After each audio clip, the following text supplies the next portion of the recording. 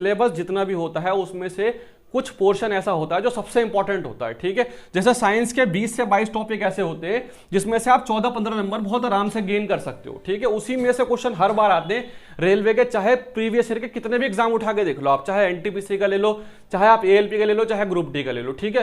कोई से भी क्वेश्चन उठा के देखना, जो मैं आपको यहाँ पे टॉपिक बताऊंगा 20 उसी में से क्वेश्चन जो आपके पूछे जाते हैं। तो सबसे पहले हम साइंस को डिस्कशन करेंगे।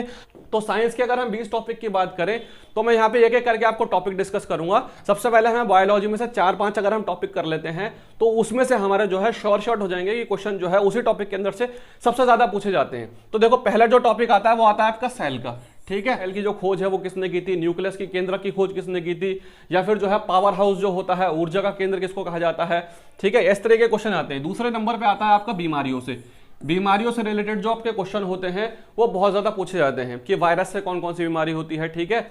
जो आपकी जो है टाइफाइड जो है वो किससे होती है आपको बताना है, बैक्टीरिया से होती है या फिर जो है वायरस से होती है, प्रोटोजोआ से होती है। कमेंट करके आप बताएंगे कि टाइफाइड जो बीमारी है वो किस चीज से होती है।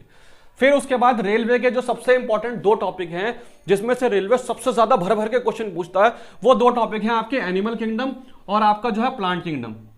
तीसरा टॉपिक और चौथा टॉपिक, ये जो 2 टॉपिक हैं आपके, इस पे आप समझ लो, स्टार लगा लो कि इसमें से जो है क्वेश्चन बहुत पूछे जाते हैं। मगर इसके लिए क्या करना पड़ेगा, क्योंकि बहुत ज्यादा बड़ा होता है, तो आप ये कर सकते हैं कि जब आपका लास्ट टाइम पे, जब आपका एडमिट कार्ड आता है, जब लास्ट के 10-15 दिन बचते हैं, तब इन दोनों टॉपिक को पढ़ सकते हैं, क्योंकि उस टाइम पे क्या रहता है, थोड़ा सा याद रहता है। अगर शुरू में करके चलते तो बहुत बड़े होते तो भूलने के चांसेस रहते हैं, ठीक है। तो एनिमल किंगडम जो होता है आपका, जंतु जगत और पादप जगत जो है, इससे बहुत ज्यादा क्वेश्चन पूछे जाते हैं।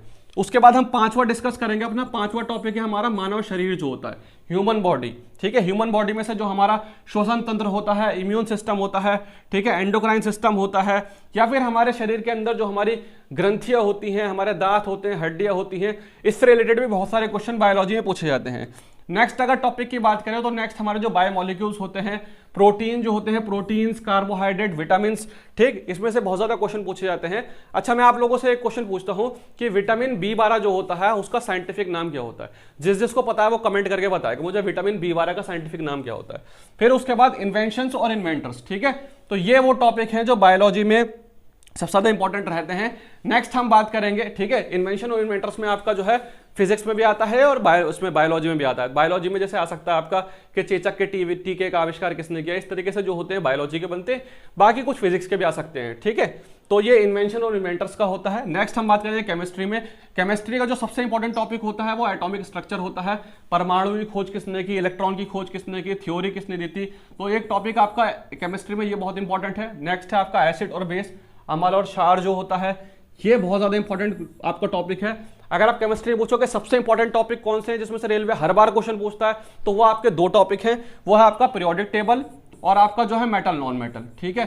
आप इन दोनों पे स्टार लगा सकते हो कि इसको आप इतनी अच्छी तरीके से आपको करने हैं कि इससे रिलेटेड कोई भी क्वेश्चन आ जाए आपको बच के नहीं जाना चाहिए, गलत नहीं होना चाहिए वो क्वेश्चन आपका, ठीक।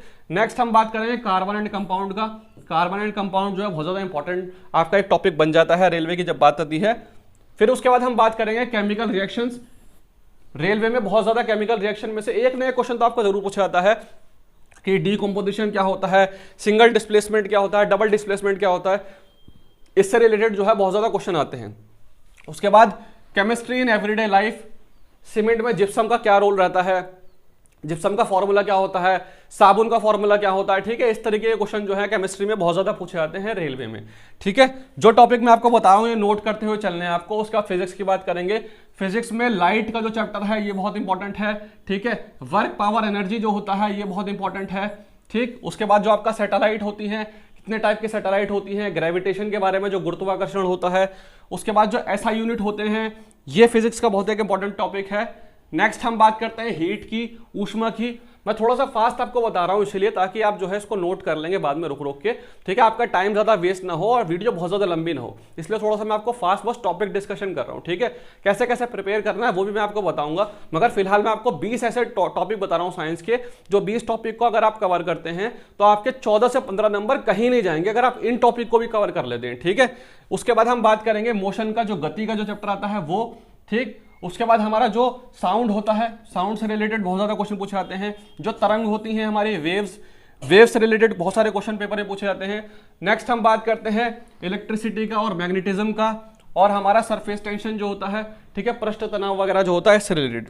तो ये बहुत ज़्यादा क्वेश्चन पूछे जाते हैं हमारे साइंस रिलेटेड। जितने मैंने आपको टॉपिक बताए हैं वो साइंस में बहुत ज़्यादा इंपॉर्टेंट। अगर आपको वीडियो पसंद आती है तो आपको सिर्फ छोटा सा एक काम करना है कि अपने किसी भी एक फ्रेंड को शेयर कर सकते हैं और चैनल को सब्सक्राइब कर सकते हैं। कोई भी डाउट है कमेंट कर दीजिए।